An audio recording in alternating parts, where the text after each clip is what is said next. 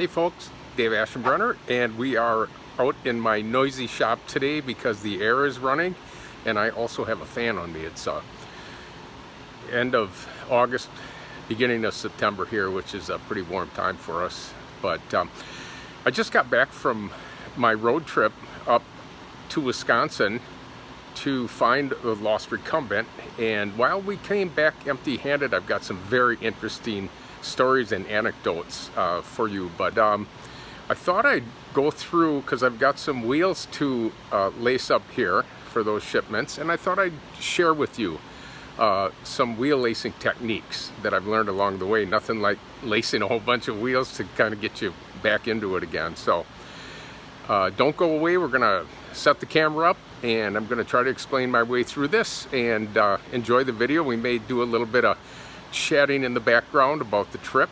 It was real exciting, but stay tuned and we'll talk to you soon. Today we're going to take two 20-inch rims, 32 hole, and two 32 hole 15 millimeter diameter axle spindles, and we're going to lace these things up to the rims with a whole bunch of these things and the help of some tools. These are really essential. This is really necessary. Some people say you can do it without, but this is your nipple spoke wrench here, and this is the nipple driver.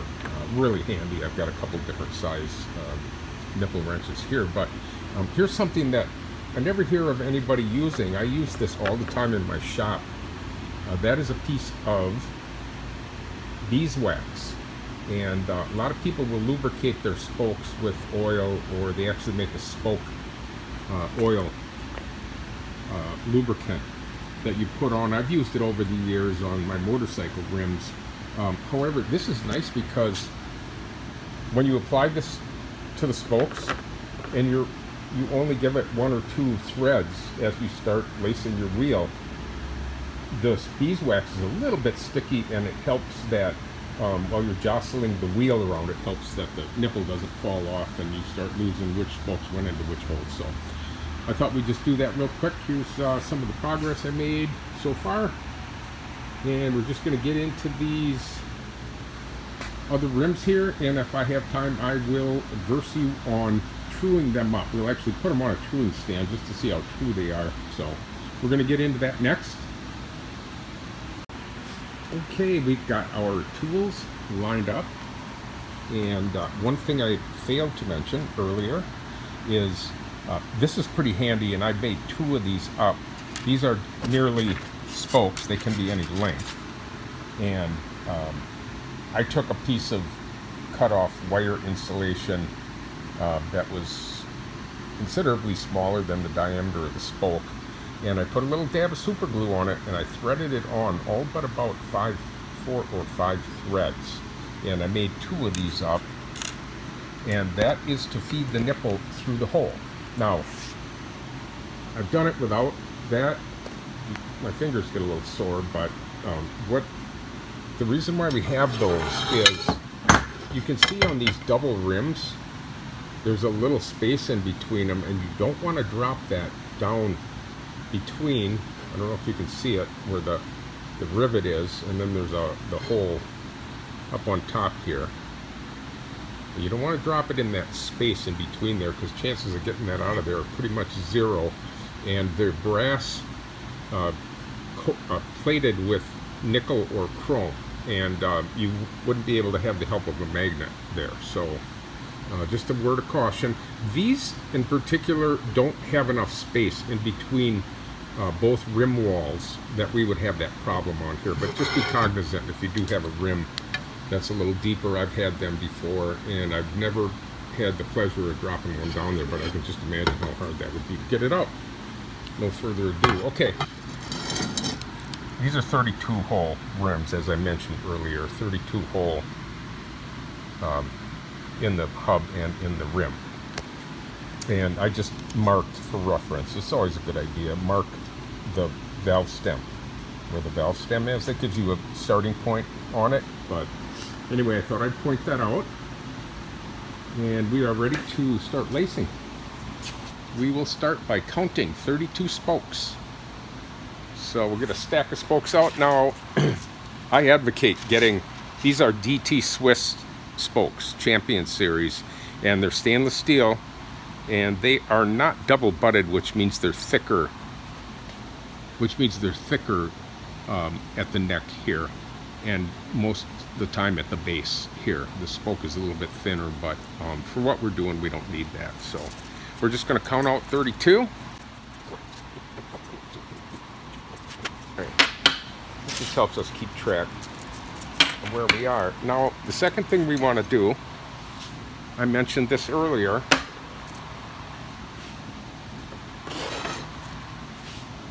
we're going to take the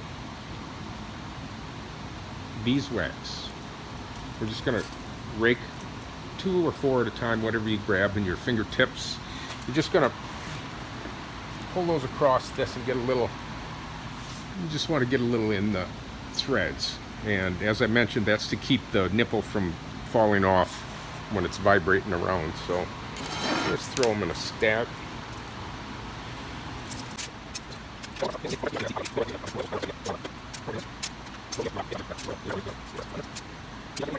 So I can leave a link in there. Okay, so we're ready to start our job.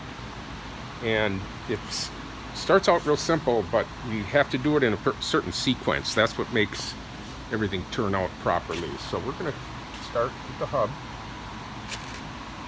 And we are going to drop them in every other hole. From the top flange. Grab. Spoke number 1.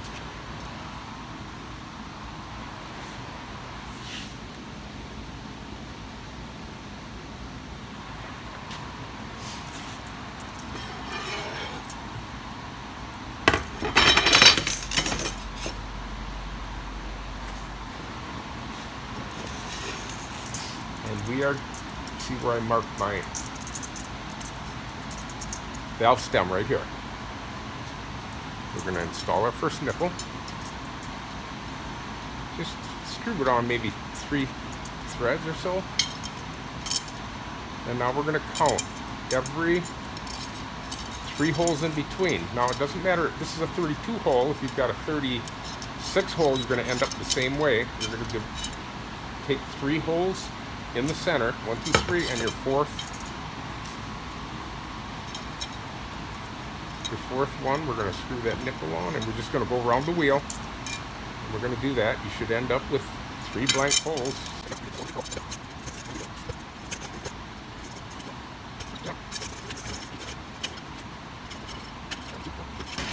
On there.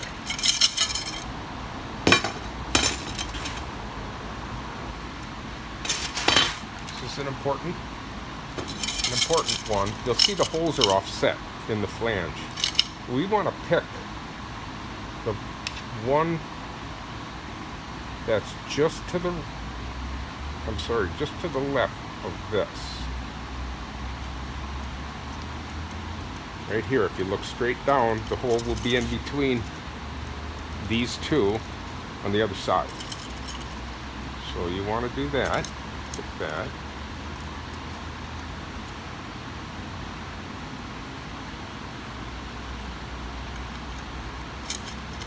And we'll want to go into the successive hole after this. So your spoke is fed through the hole that's just leading this spoke. So you're going to thread it through the hole that's just leading this spoke over here. And you just keep doing that, or you can, once you've got one in, it's easier to keep track of. You could just go ahead and every other hole. You want to do this quick. Having a system. That's the way to go.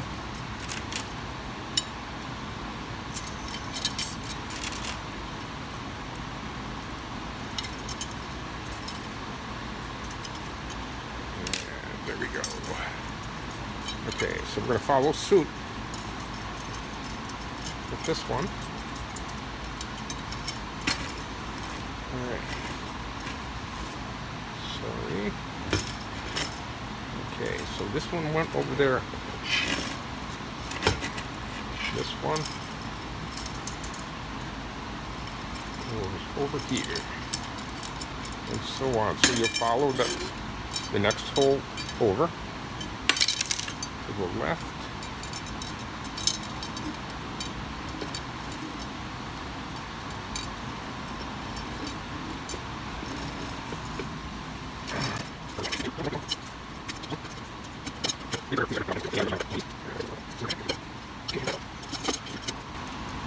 Orientation on here. Your next step is to orient. If we go like so with this, here's our valve stem. We're going to end up with two spokes crossing right above where the valve stem is. It's going to be hard to get your, if you can see that, get your tire gauge on there. So we're going to orient it like so. Okay? Now we start with our next group. And these will go on from the inside. So we just start threading. Let's see, we will want to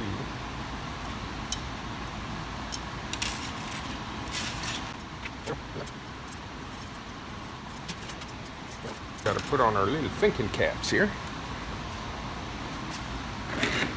This is a 3-cross spoke pattern.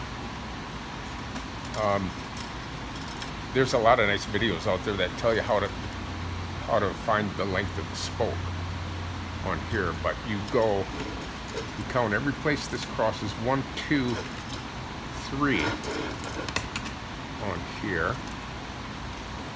and we're going to go in this hole. This is not the correct hole.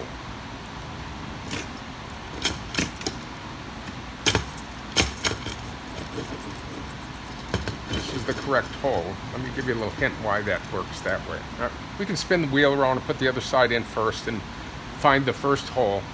But if you're cognizant or aware of your cross patterns in here, the cross will be below the center. If I was to put this in this hole, the cross pattern would be above center on this. And that'll probably come to light later on as we go. This is an experience thing.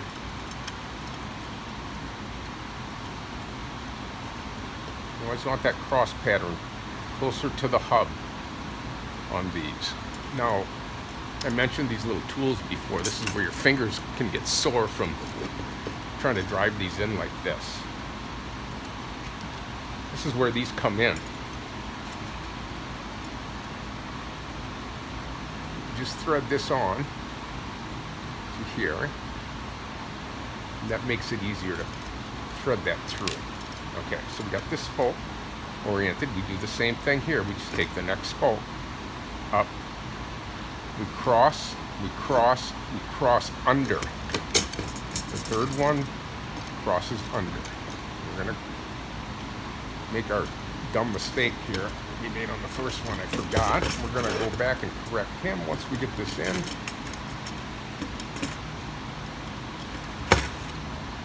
There's our little cheat tool.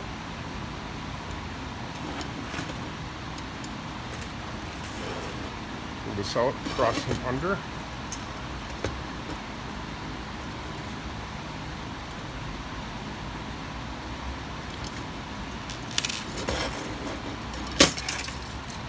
Cross under, go to the second hole.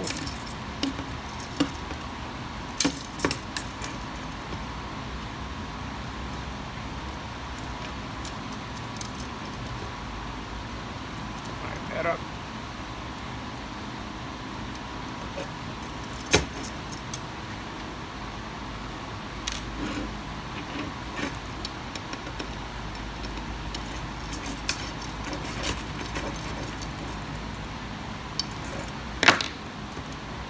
Okay, we're going to keep going that way. One cross, two cross, third cross under.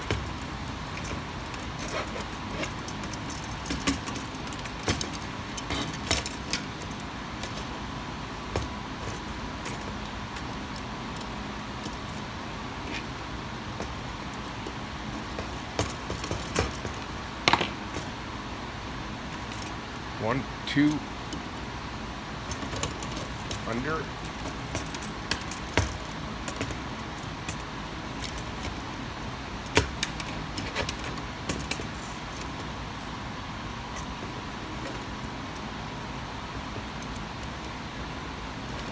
Okay, while I'm doing this, I got an interesting story about the Lost Recumbent. We went up to central Wisconsin, and the first thing we did was we got on the telephone with some of the relation. They were very reluctant to give us any information before we came here, but when we faced them face to face, they actually were very helpful and gave us some names, addresses, present owners of the property. They helped us as much as they could. So 1, 2, 3 under. So the next thing we did was took addresses. We went around and we looked at property just to see if I could jog my memory of the last time I was there. Of course, that was 37 years ago, and things change in 37 years. So we spent a day, or I should say we spent a morning going around. 1, 2, 3 under again, and we spent the afternoon. We went to have lunch and happened to run into a fella in the tavern who was retired, and we struck up a conversation, and pretty soon this guy was very interested in the story. His name was Wayne, and he offered to help. He got on the phone and started calling people. Anybody that could help us out. 2, 3 under, which was really neighborly of the guy. And he suggested he knew the lady that ran the town hall over there. So we went to the town hall and introduced ourselves, and yeah, she knew Terry, and everybody knew each other. Typical real small town. And she said she didn't have any records there. However, the library, she knew the librarian. Her name was Lisa. And Lisa could help us, and she had all those records there at the library. So you're getting the real abbreviated version of this, by the way.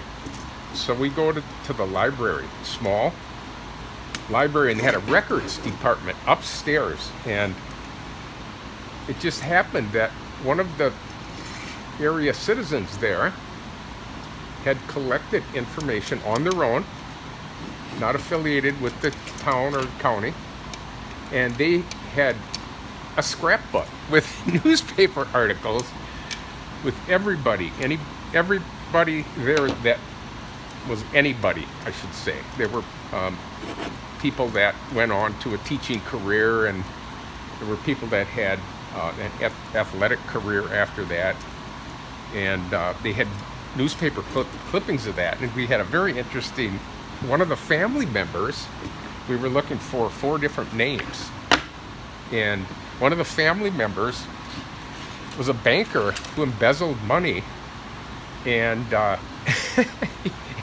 some jail time. It was just a real fascinating story, just, knowing that. Okay, this is where we have to fish it into the little V slots in here. This is the easiest way. You can do it the other way, but you get kind of you get in there, and it's going to kind of wedge itself into the hole. So you're just going to feed it through. So anyway, that was interesting. We took photographs of the plat maps and where they lived, and had all the information there. And we spent probably three and a half hours all afternoon. They just totally opened up the records room to us and just said, put everything back where you found it. And without supervision or anything, we were able to go in and photograph and document. They offered the copy machine to us, but we just politely said, well, we'll just, use our phones. And so that's what we did. And got a lot of records. I don't want to give away all the big facts and details that we found out, but it was a very fruitful experience from that standpoint. So, all right, we're going to get back on the subject here at hand. We're going to do the same thing over here. So 3 cross, 1, 2, cross under the third one, and to our remaining hole. This is it. This is pretty easy here. This is where we get into the scratch issue here. So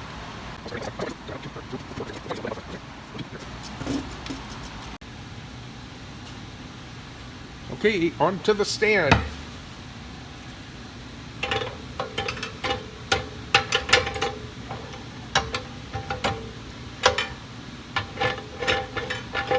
This is actually a motorcycle stand.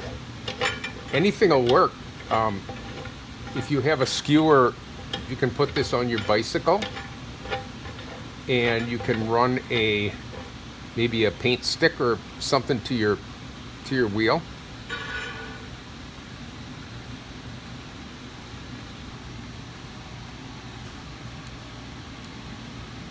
Okay, this is where we align the wheel. Now you see it's out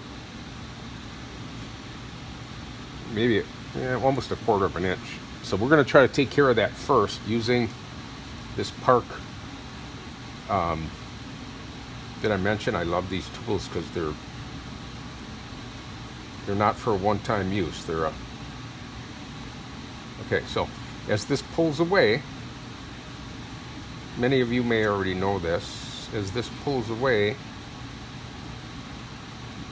the spokes on this side that are on the right-hand flange, if we tighten this nipple, will pull the wheel this way. We're going to start out real slow.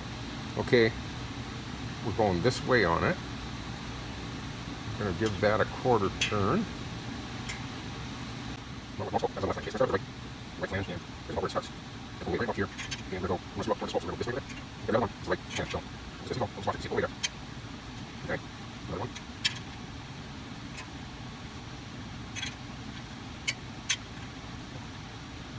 Let's see it draw in like this. Now, be more careful. So you can see we are through this way. Now, so we're going to slow on this way. We're trying to beat this by tightening these and loosening the ones on the left. That's the other side. Okay, so come close here, come further away here. So we're going to do this a little more.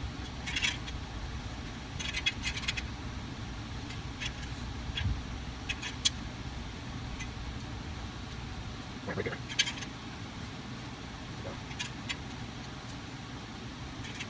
Let's go. Loosen one on the other side. We're going to top. So loosen her. One that way. That's right. So that's what it's going to be. The tension these are going that one. So now we're loosening these. That's not going back. So the tension these are going okay. Yeah. You guys see the room? Run. Okay, that's all. Loosen on that one. We got here.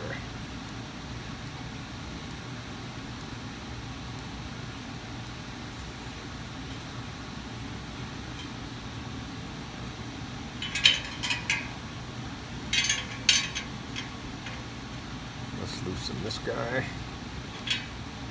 tighten this guy.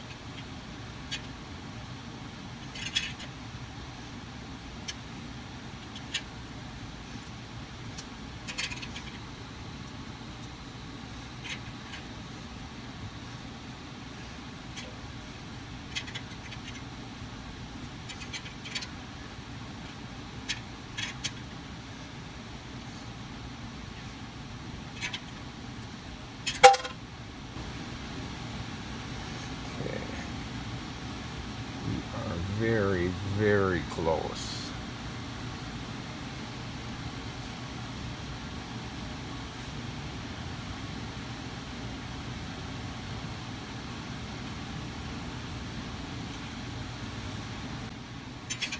Loose.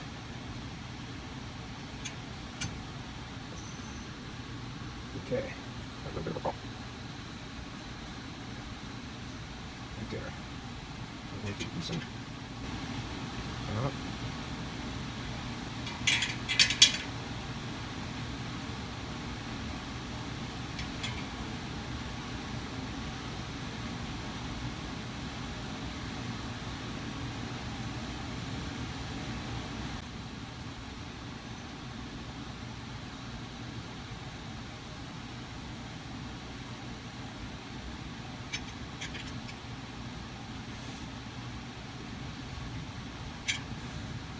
You're dead on. Rim is dead on.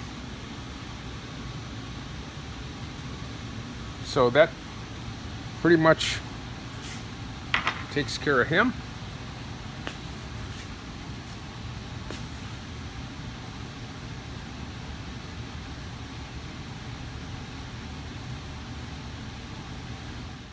Well, folks, thanks for coming out to the shop and keeping me company while I did this really mundane job. I thought it was something that a lot of people could probably use in their bag of tools if they ever wanted to change out to drum brakes or anything on their recumbent or a bicycle for that matter. This goes for bicycles. I learned how to do this on a motorcycle, and it's served me well over the years. I did watch a little refresher, and I'm going to leave the link to that because the guy that did the refresher course did a pretty nice job of it, and maybe a link to where you can size your spokes in here. They're all pretty simple, and I would just suggest don't order any cheap spokes. I like the stainless steel ones because they stay nice and shiny, and they'll basically last forever. You can reuse them or whatever you want to, but hope you got something out of this. This is Dave Aschenbrenner signing off. We'll see you guys next time.